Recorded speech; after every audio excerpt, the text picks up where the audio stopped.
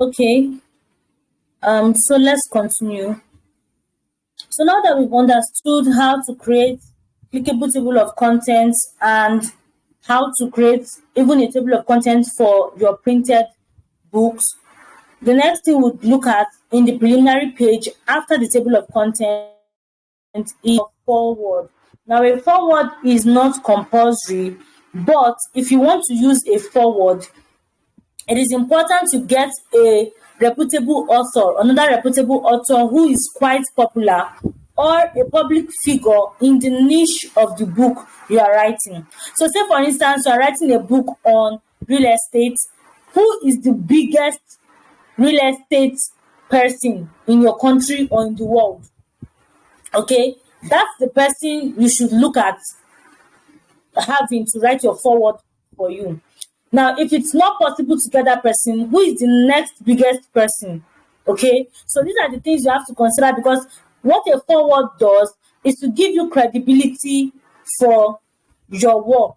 Okay, because it's like, for instance, someone who is into, let's say, tech, and the person wrote a book, and then Mark Zuckerberg is the person who wrote the forward. It makes that person look authentic, makes the person look like, okay, this person should know what they are saying, because for Mark Zuckerberg to write the forward and put his reputation at stake, that means this author must actually know what they are doing. So you need to consider this when writing a forward, okay? And now, the same way I spaced it earlier, I'm going to do the same thing too. 1.5 spacing, remove space before paragraph, and we're going to leave the space after paragraph so that the main text is not too close to the title of that page. As you can also see here under the style, it is also in heading 1 because it is the title of a page. Now, this is actually, let's assume this is the main body of this forward. Let's assume all this text here is the forward from that author. We are going to highlight it and format it. So we are going into the main manuscript formatting. Okay, so now that we've highlighted it, we are going to choose a particular font, because it seems all these fonts are not the same here. We are choosing Times New Roman font size 12, and then the style is a normal text. Like I said, a normal text is what you use for something that is not a heading or a subheading or the title of your book or the subtitle. So it's normal text. We are also going to make sure it is justified. I prefer to put my work in justified. And then the line spacing between each sentence is 1.5, and then I'm going to add space after each paragraph. Okay, that's what I'm doing here. Now, I'm also going to format the margins, in the sense that I don't want all my margins to be in a straight line and to just look boring. I don't want it to look boring. So I'll go to format. Under format, I'll go to align and ident, and then I go to indentation options. Okay. Now, this indentation options, my own is actually in inches. For some people, their Google Docs might give them in centimeters, and that's actually fine. Whether it's inches, whether it's centimeters, it doesn't matter. It's still the same thing. Okay. So for my left indentation, it's going to be 0.3 inches or 0.76 centimeters if your own is in centimeters, and then for the right is going to be 0. Now, special indentation is what will actually make your manuscript look very beautiful, and I'm going to choose first line indentation. Now, what this means is the first line of every paragraph will have a special indentation. So I'm going to do that, and you'll see. Now, for my first line, I'm also going to make it 0.3 as well. Okay. Now, this left and first line indentation is what is actually going to make your manuscript look good. So let me click on apply. If yours is in centimeters, you're going to type 0.76, not 0.3. Now you can see how beautiful it looks. So this is what it looks like. From the beginning, the first paragraph here is inside, like there's space from here, like the space between this particular letter I or the word insert to the next line. I'm sorry, pardon this. To the next line chapter is not the same line. The insert is a little bit inside compared to this. Now we can see it on the same thing too here. So the first line of every paragraph is going to be indentated inside. So if I decide to delete this and just make it closer so that you can see it better. So you can see what it looks like here. I think this is actually going to show it better. So the first line of every paragraph has that indentation, and it just makes your work look very, very neat. Trust me, if this was an actual book that you are writing and you have a lot of content, I'm sure you can already see how well arranged and how beautiful it looks. So this is how you should indent your work, okay? So I'm going to take it again. You have your first line here. Let me just delete this. You go to format, right? Click on align and ident, and then click on indentation options. Go to your left indentation. If it's in inches, it's 0.3. If it's in centimeters here, it's going to be 0.76. And then special indentation will be first line indentation, which is going to be 0.3 as well, or 0.76, and you apply. And everything looks absolutely amazing. Now you would see something that if I'm to start a new paragraph here too, it's going to follow that. So I'm not going to type in this whole gibberish and just type it here. And then you can see the alignment is following it. So once you've done that, every other indentation you do is going to follow it. So now that we are done with the forward, the next page is the preface. Obviously, we're going to start on a new page, and it's the same heading 1 because it's the heading of a page. Times New Roman 16. We're going to give that same space that we've been giving since the beginning. Make it 1.5 and add space after paragraph. So anything else you're writing is going to be on another line. So I'm going to justify this and just type here. So you can see the space here. It just makes your work look very, very neat. I think I'm going to show you guys a sample of a client's job I did so that you guys can see the full picture. Okay. So your preface, what exactly is a preface? Your preface is still part of your preliminary page. I'm sorry, this should be in normal text. It should not be in heading. It should be in normal text. Okay. And it should be in Times New Roman. Right. So your preface is actually different from your introduction. And sometimes if you have a preface, it's not necessary to have an introduction. Or if you have an introduction, it's not necessary to have a preface. But there are some authors who would like to have the two, and it's crucial for their book, and that's okay because they are actually not the same thing. So you can get away with writing both a preface and an introduction. Now your preface explains how the book idea came to be, or why that topic is important to you as the author.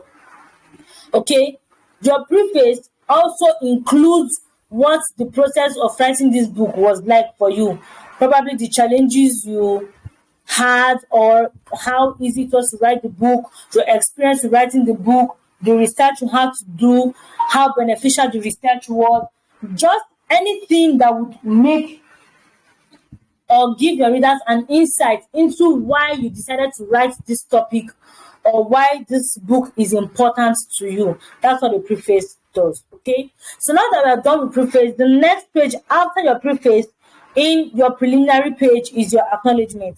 And please, something I should point out here, you would notice in your table of contents that anything, okay,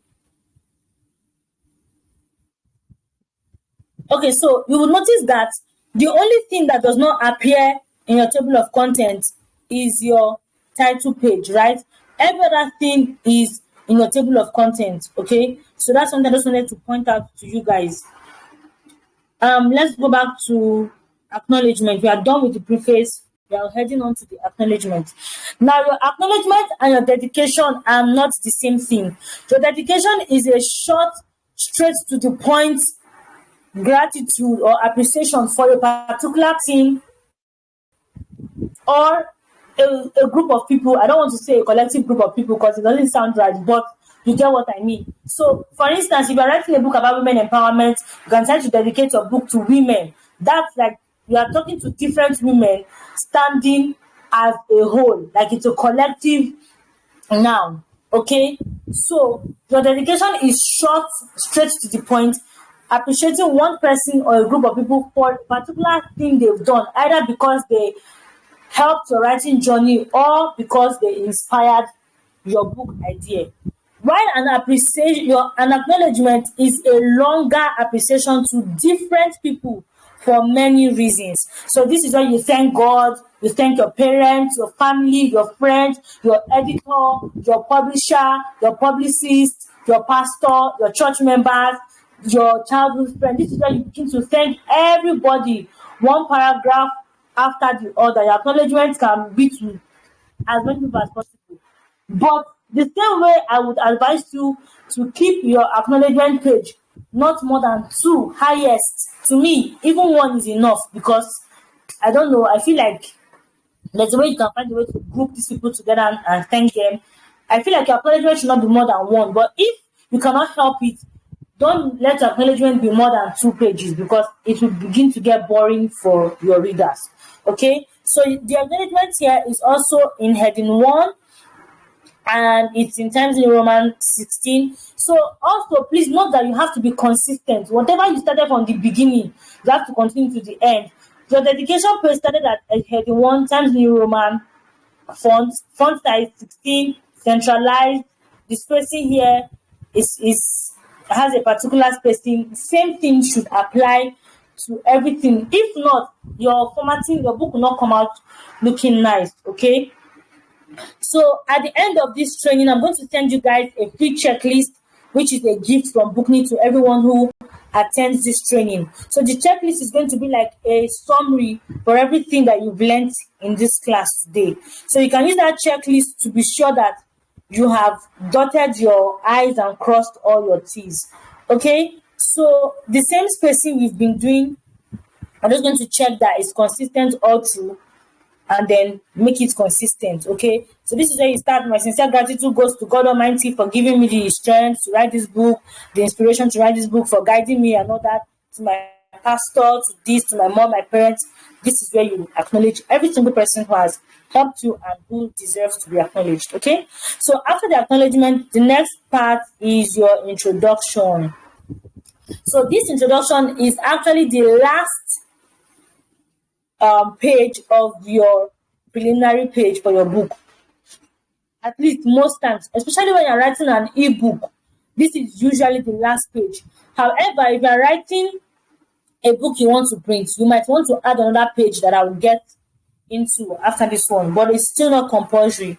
So now our introduction is still in heading 1 and it's in Times New Roman 16, center aligned. Same thing, 1.5. Just make sure everything is consistent.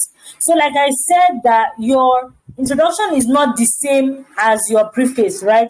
While the preface tells your readers why that topic is important to you, what inspired you to write, and how the writing process was, your introduction is actually different. Your introduction will tell your readers what the book is about and what they will learn in your book. So please note that it's different. Telling your readers what inspired you to write the book or why the book is so important to you. So say for instance, you're writing a book about women empowerment and it stems from you watching women suffer financially or not being independent. Maybe they were in abusive relationships and they were not able to live because they were not financially independent. That could be why that book is important to you. But telling your readers and introducing the subject matter, that is when you begin to talk about domestic violence, if that's the angle you're coming from, or if you're talking about maybe abuse. Okay, so Introducing the subject matter to your audience is different from telling your readers why that book is important to you or what inspired that book. And also telling them what they will learn is different from telling them what inspired your book or what the writing process was like for you. So, for instance, you probably had a very difficult writing process with interviewing maybe 20 women and getting their life experiences. But in your introduction, you have to tell them, okay, when you read this book, you will learn how to empower yourself as a woman. You will learn the different skills you can make money from. You will learn how to live domestic violence or abusive relationships. You will learn how to spot abusive people. All those things are not the same as telling people what inspired your book. Okay? So something else you should know is that in nonfiction, there is also a subgenre called creative nonfiction. So creative nonfiction includes things like memoirs, biographies, and autobiographies.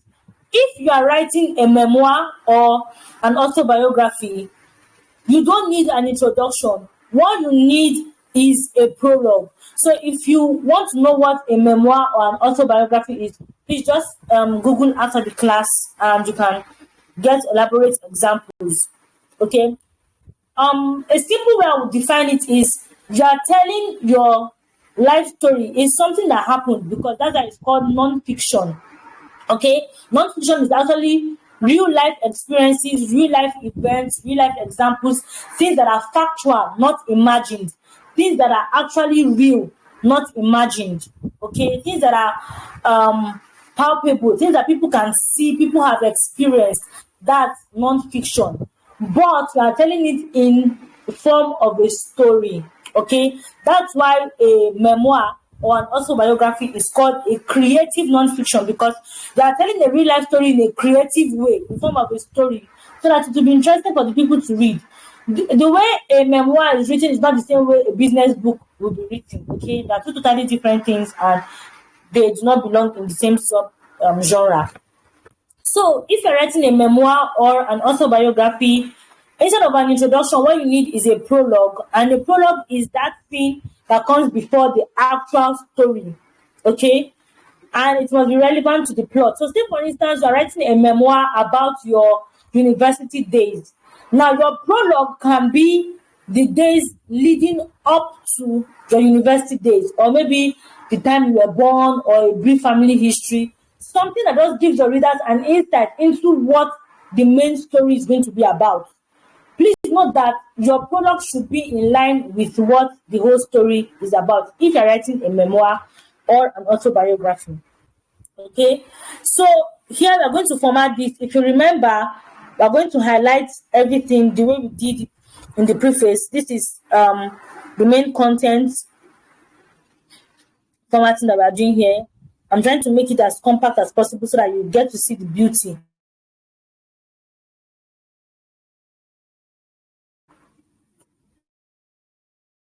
Easily. Okay, so now that is done here, and then highlight everything. Please let me know if you can still hear me. Okay, so I've highlighted everything. It's my alignment is central, my font, everything is okay. I'm just going to check my spacing is not okay, so I will increase it to 1.5. Please know that this 1.5 is not standard. It just depends on what you like.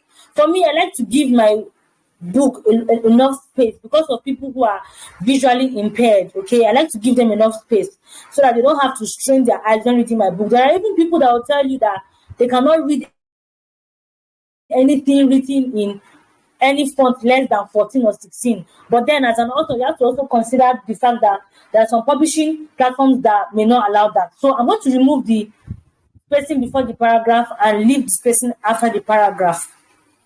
Okay? Okay, thank you very much for the feedback. So we are going to the formatting, and I'll click on format. We go to our eyeline and indent at the same time. Go to indentation options. Our left is in inches, 0.3, right 0, and special indentation as always. First line indentation, and we're going to use 0.3 as well as in inches. If yours is in centimeters, it's going to be 0.76 centimeters. Okay. So I'm going to click on apply, and look at everything looks beautiful, everything looks neat again. I said I was going to show you guys um what I've done. I'll try to show you guys. So that's that for that particular page. So now that we are done with the introduction, this is the extra page I was talking about. Now this page is called the half title page. It is not compulsory if you're writing an ebook. It's not compulsory at all. But if you're writing a print book, it's still not compulsory, but you might want to add it. Now this half title page is called half title page because it does not contain the name of the author. All it contains is just the title of the book and the subtitle, if any. Also note that putting subtitles in your non-fiction book is not compulsory. I won't go into that because that's a whole topic on its own. But just know that having a subtitle is not compulsory. So what you need to do here, instead of disturbing yourself, just go back to your title page in the beginning, copy it, and come back and paste it here if you want to add it. If you're writing an ebook, I would advise you to add it. To me, it's very unnecessary if you are writing an ebook. And if you're writing a book you want to print, you can decide to add it or you can decide not to add it. It's all up to you. So this is all your half title page, and people use it to show that this is the end of the front matter of the book. Like they use it to show the transition into the body matter of their book. So every single thing here, from your title page down to your introduction or down to this half title page, is called the preliminary page or the front matter of your non-fiction book. And this is how the arrangement should be. Although some people might say you need to put your acknowledgement before the table of contents. To me, it's just a thing of preference. I prefer to put my acknowledgement after my table of contents. Okay? If I was to write a new book, I would only add dedication and table of contents and introduction. I'm not going to acknowledge anybody because I don't want to mistakenly leave out somebody and then the person becomes salty that, oh, I did this for you and you didn't, acknowledge me. But if at all I believe I can acknowledge everybody, then I'll just add my acknowledgement page, okay? So I'm even currently writing a fiction book. I'm writing a Christian contemporary romance novel, and all I just have is my dedication. I'm not going to acknowledge, I don't think I'm going to acknowledge anybody. If I thought I'll acknowledge anybody, maybe that would be at the end of my book, like instead of being in front.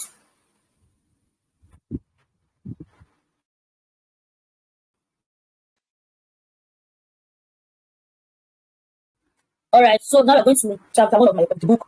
And in this chapter 1, you can see that the heading is also, the title of the chapter is in heading 1. Chapter 1, as well as the title of this chapter, is in heading 1. However, I decided to make the chapter title bold, just to give a little bit of difference between this chapter 1 here and the actual title of the book, so you can actually see the distinct difference. There are times that you might not want to make everything in capital letters. You might just want to make it first sentence caps, and that's also fine. It just depends on what you want. But for me, I don't really like it this way. The only time I would do this is if I would change this to also first sentence cap. See, it looks, I don't know, it looks more uniform, it looks better this way, okay? But like I said, if you've started something from the beginning, you have to continue to the end. So I'm just going to go back to how it was and just leave it that way because I actually prefer it and I like it this way. Okay, so this is your heading 1, the same thing as what you have here. So let's go back to the table of contents and then you see why that chapter 1 is exactly the same as the title there, that both headings 1. Okay, let's scroll down a bit. So you can see it here. This is why both of them are on the same line. And I'm going to show you why this type of harmony in life is not on the same line, because it's a subtitle. So let's just go back to that chapter. And then the same spacing we've been given since the beginning of this book. You need to check that it's the same. So 1.5 add remove is exactly the same. So the same thing we've been doing for other chapters are also going to make this one first line indentation to give it that neat look.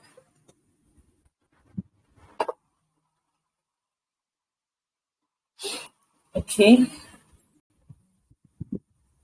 and then I would highlight everything again and just check if it's okay.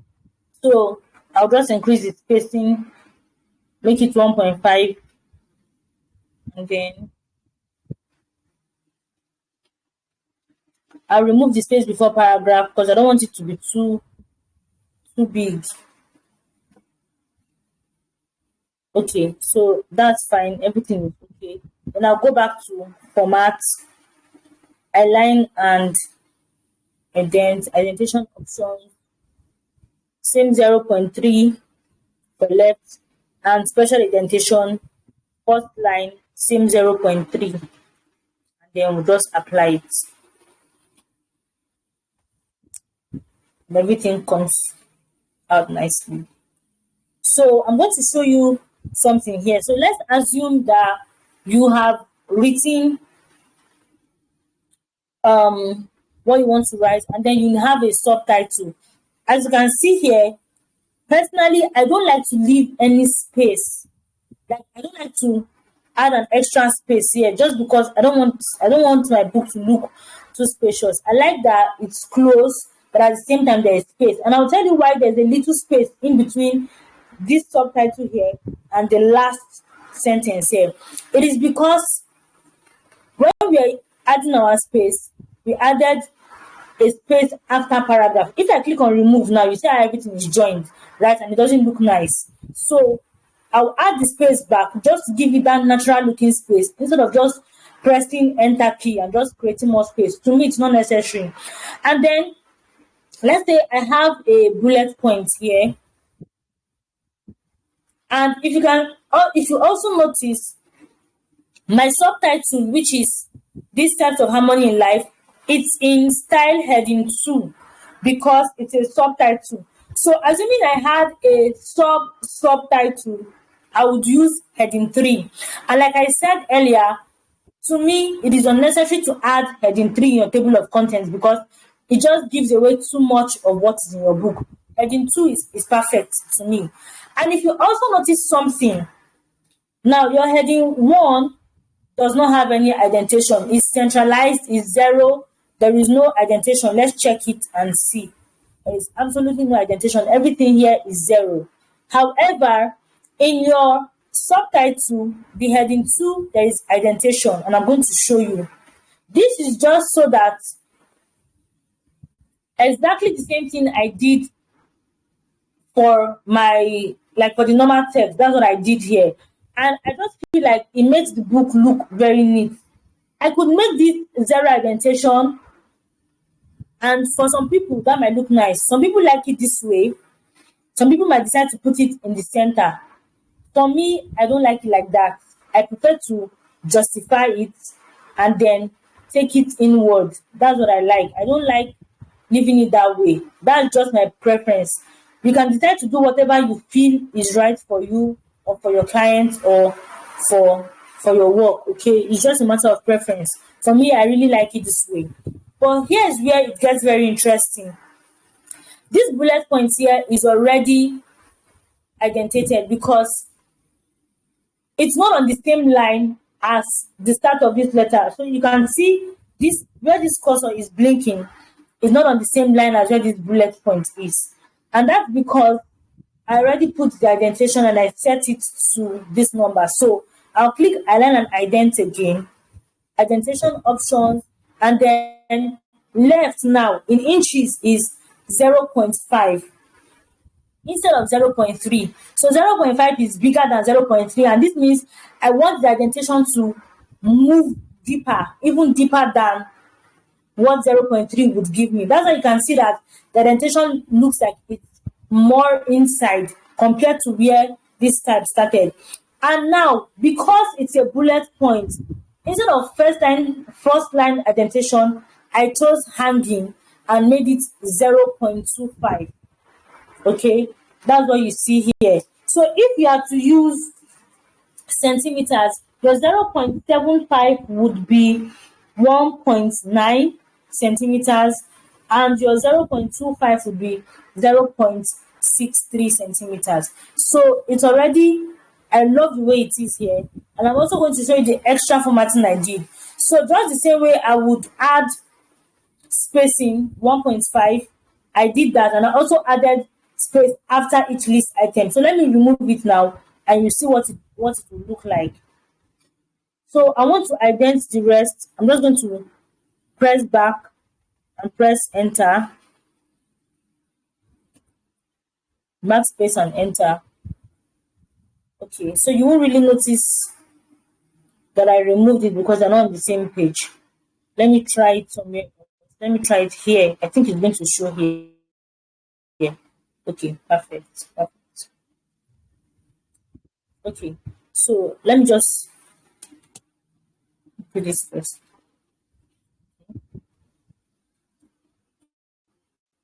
Okay, so you can see that it doesn't look neat. There is no space in between. So I'll just go back here and add that space just to make it look very, very nice. Add space after list item, and it looks way better already. So we are done with the whole book formatting, and what is left for us to do is to number our book correctly. So let me just try a heading 3 here and show you guys what it would look like. Right, so let me just type something. Okay, I've already said types of harmony. Let me just write something else. Disadvantages. Okay. Disadvantages of a non-harmonious life. Okay, so I want to make this heading 3. Heading 3 is actually smaller than Times New Roman font size 12. I don't know why this is like this. We just take it back. And then the color, make it black. And I can decide to also make it bold. Same indentation if I like, just so that everything is uniform. 0.3, first line, 0.3. And I've applied it. Okay. Edits, format text, capitalization, title case. Okay. All right.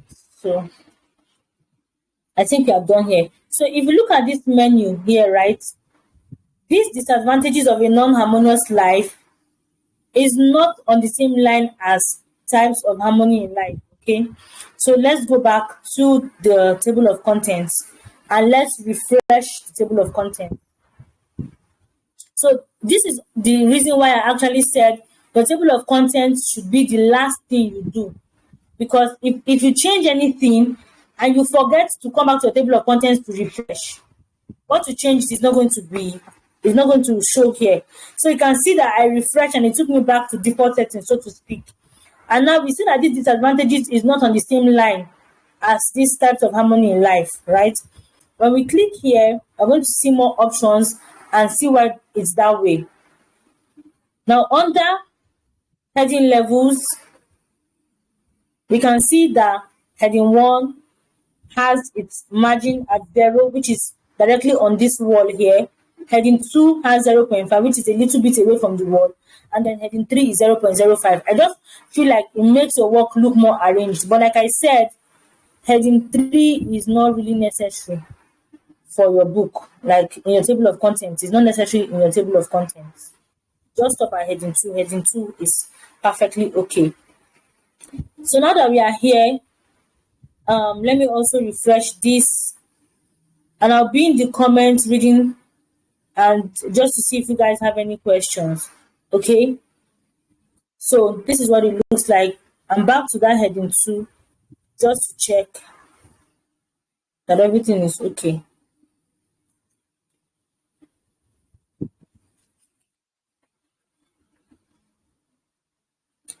Um, sorry, my internet is quite slow. Okay. So everything is okay, and I think we can stop here.